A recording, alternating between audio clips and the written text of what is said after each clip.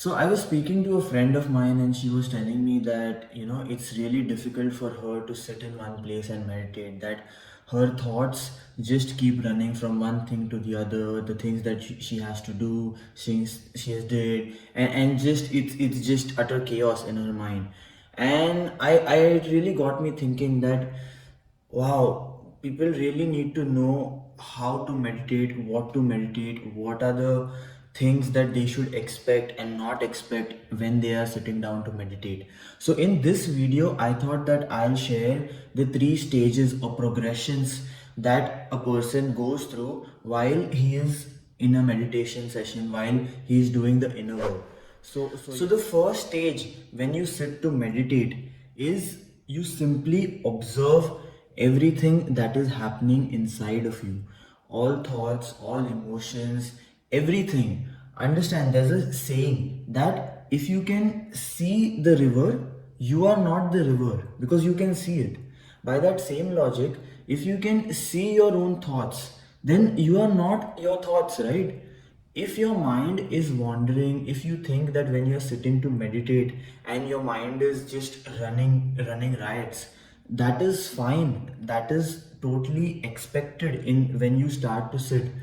And understand that you not sitting to meditate is not going to undo this fact. It is still, your mind is still creating this chaos, just that you are distracted from it through external situations. That's why you are not able to see it. But when you actually sit with it, there are no distractions, so you are seeing it, and that is a great thing.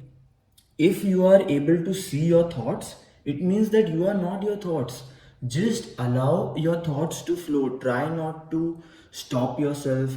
Try not to judge yourself. Try not to analyze that piece of information, the information within the thoughts. Just observe, observe, observe, observe. So there's one thing in meditation or in the inner work that you do, the concept of subject and object of consciousness. So what do you mean by that? So let's start by defining the objects of consciousness, because that is easier, because that is easier, it will be easier for you to comprehend.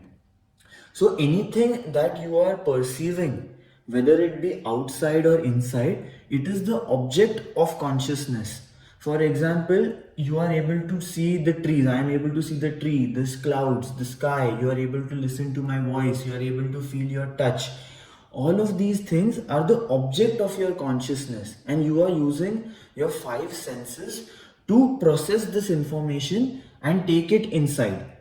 But there is the subject of consciousness that is experiencing all of these objects, right? So there is something in you that is watching me. There is something behind your eyes that is perceiving this information, that is perceiving the voice noise that is falling on your ears. So that is the consciousness, that is the subject of this consciousness. You are the witness of everything that is happening inside and outside of you. So in this example, now I gave you objects of consciousness on the outside, external. But in that same way, on the inside, everything that is happening to you on the inside, your thoughts, emotions, they are also objects of consciousness. If you are able to see your thoughts, if you are able to listen to your thoughts, it means that it is not you, right? It is not the subject, it is the object of your consciousness, it is the object of your experience which is being perceived, received by you, the consciousness, the witness consciousness. So that is a very important distinction that needs to be made. Just close your eyes and make your mind say hello, hello, hello. Hi, how are you doing? You can make your mind do it, right? There was someone that was listening to your mind, that was saying hi, how are you doing, or whatever. If I tell you, think about a yellow banana, your mind has immediately made that object, right? So that is the object. And if in the first stage of meditation, it is very important that you take this center stage of being the witness of anything that happens. So when you sit down, please don't let this demotivate you. If your mind is running riot, let it run freely. Let yourself be crazy. You are already crazy. If it is, if you are not sitting to meditate, don't think that it is not going to happen. That chaos is still happening, just that you are not aware of it, and you are just, in fact, the fact that you are already, if you can create this basic distinction between subject and object, you are already above almost 90-95% of humans, unfortunately, because most humans don't even know that they are not their thoughts. They simply believe every thought that they have. But if you are starting your meditation and you can see that, oh, I am having so many thoughts, my mind is saying, oh, maybe I should eat this, I should cook this, I haven't gone to China, I haven't eaten Chinese food in a while, oh, Chinese food, oh, I haven't been on a date since so long, and this and this and this, and your consciousness is being dragged from the center, and your attention is being pulled by each and every line of thought. So your role in this first stage is to not get pulled out and follow each and every thought. It's like, say, a dog. Say if you leave a dog on the park, his senses are his smell. So if you notice, he smells everything, and 5 minutes later he's lost somewhere. He is picking up a scent. That same analogy can be drawn to humans as well. Say, imagine you must have experienced, you have one thought, it leads to next. 5 minutes later, you are on a completely different topic and you don't know how you reach there. That is exactly how it happens. Everything, consciousness is very prone to being pulled out, and it always gives its attention to anything that pulls its attention. So in this case, your thoughts pull your attention when you are sitting down in meditation. So your role is to not follow every thought and just stay grounded.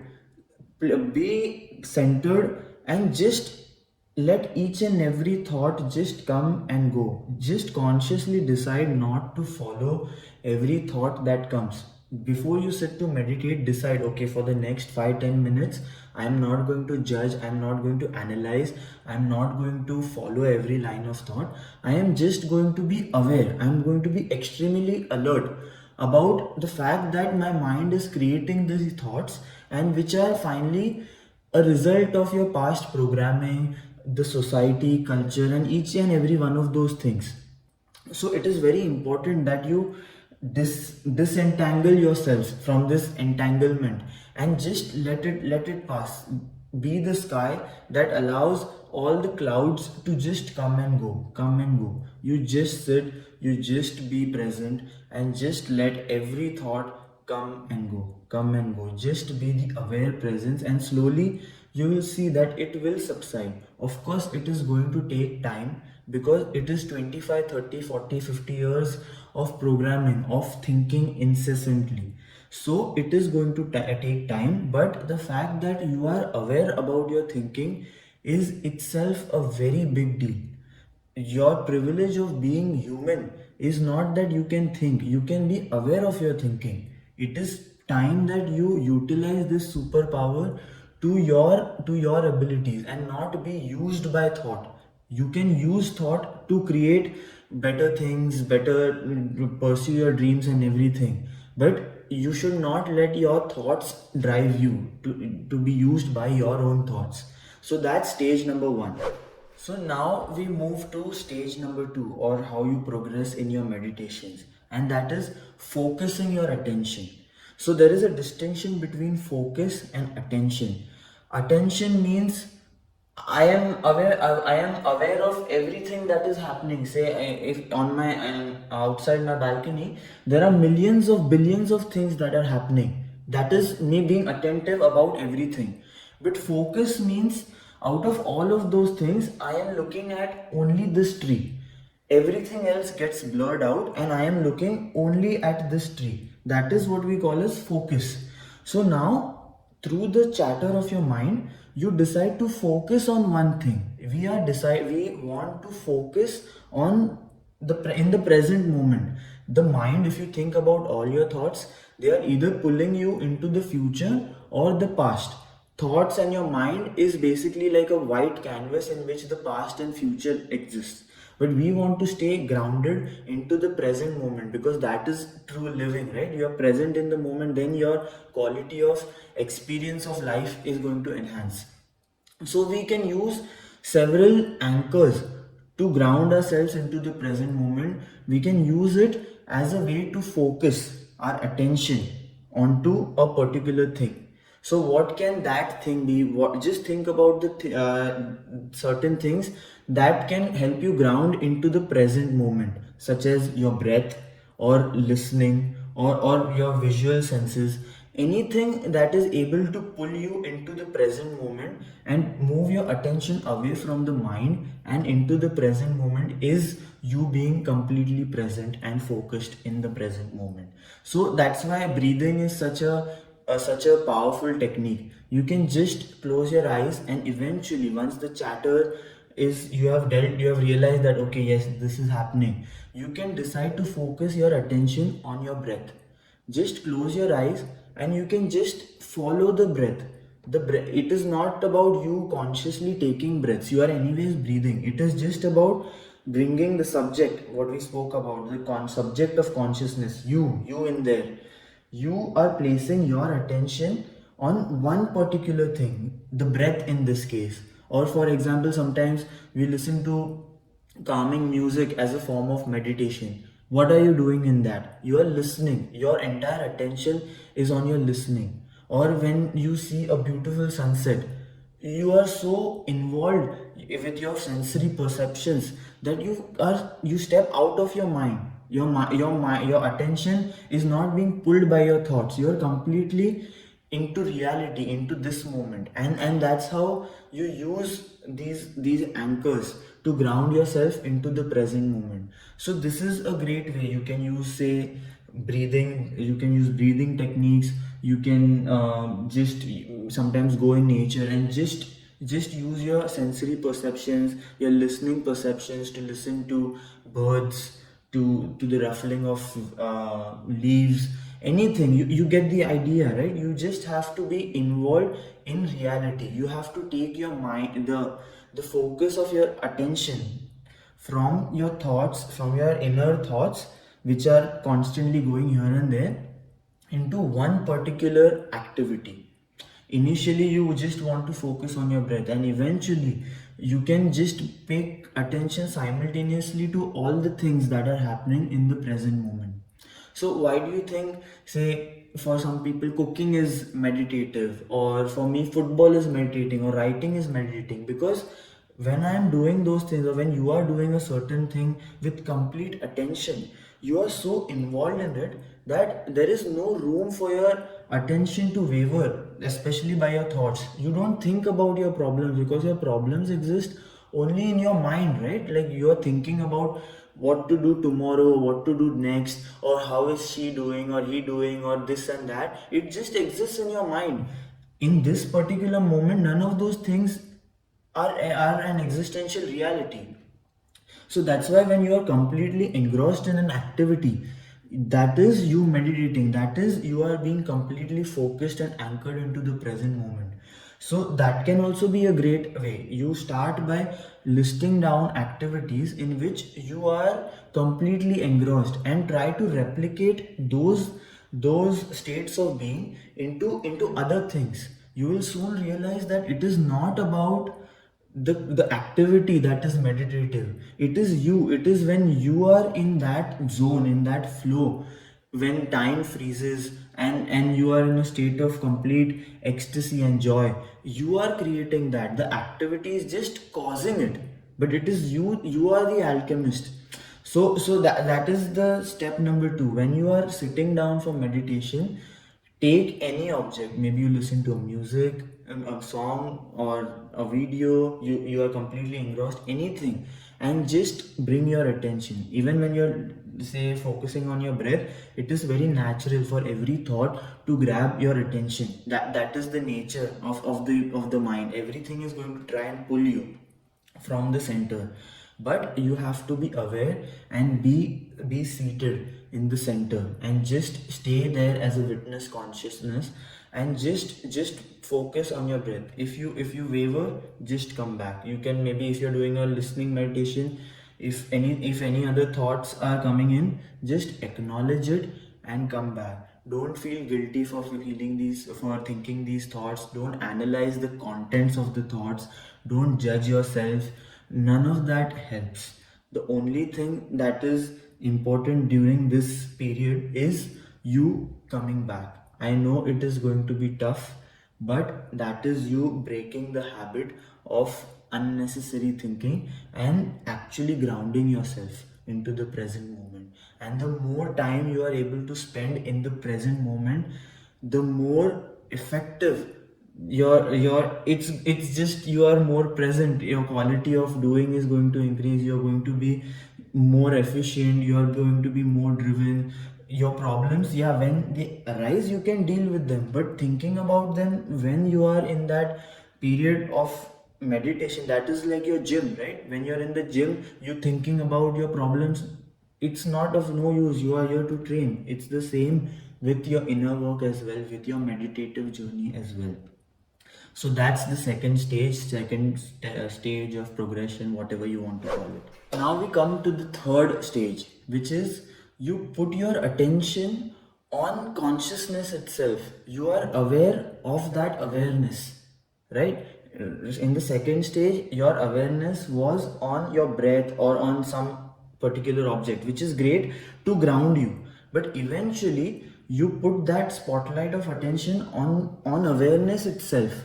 You are completely seated in the center, in your being, in your witness consciousness, and you don't need an anchor to keep you grounded into the present moment. You are completely engrossed in your own being, and then it doesn't matter whether your thoughts are coming, whether there is noise. It is just like you are completely in the middle of the storm, and no matter what is happening, you are completely grounded. So it doesn't matter. Then all your life scenarios, they just come and go. It is just like every cloud, just like thoughts on the inside. It is just like you are completely steady, and the world is just moving around you. Every thought is coming and going. Every life scenario is also, it's coming and you're going. You are completely grounded. You are giving your best. You are being involved in it. You are participating in it, but you are not it. Nothing on the outside is defining you. That is what they call by you are in the world but not of it. I am inside this body of Akshay model, but I am not it. I am just the experiencer. I am witnessing and experiencing life through these eyes, through this mouth, through these beings, through the thoughts. I'm just experiencing all of that. And that is the ultimate state of meditation. And to be honest, I'm saying these things, but for me also, it's very difficult, because now I've reached that stage where I'm just being completely seated. I can see the thoughts that are coming, the thoughts that are going, and still there are thoughts that pull me. You can see the power of thought. It's very seductive. It pulls you. So it is very important for you at this stage to completely be grounded in your witness consciousness and not be involved in it. You can be involved in on one level, that yes, if you want to pull, like pursue a line of thought, if you want to participate in a certain activity, you can still do that. But there is that distinction, and this is applicable to any of the things that you do, whether it be your work, your relationships, your any aspect. You are still there, but it is just a coming and going of things, of events, thoughts, anything. So and that actually makes you more effective and efficient, because there is no attachment in that sense. There is a deep level of involvement, but there is no clinginess, there is no desire, there is no compulsiveness. So that this third stage is extremely. And I was just reading this book called Untethered Soul by Michael Singer. It's an amazing book in which he says that this is the ultimate meditation, when you are able to completely be seated in your witness consciousness, and just let life unfold. Life is going to unfold with or without you, and you are not doing it, you are just a participant in it.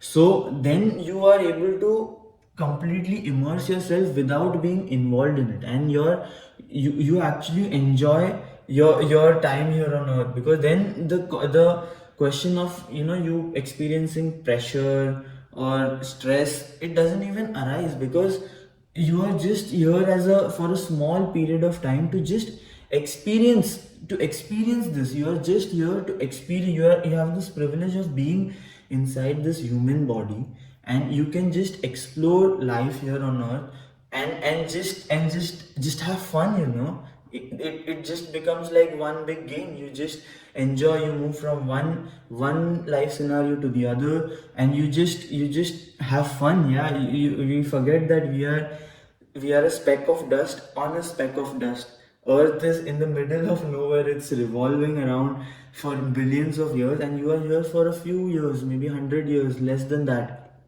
And yet we sometimes stress so much about probably things which seem big at the time, but they are really not. Imagine someone stressing about a pimple that they had, or some I don't know, someone got fired from work. Yeah, these are big things, but on the larger scheme of things, not really, right? Like eventually, when you're completely seated in your witness consciousness, you realize that you are not completely attached to those things. You are just participating in it, and life is unfolding the way it is unfolding. And you can either experience it in a good way, or you can experience it in a state of resistance.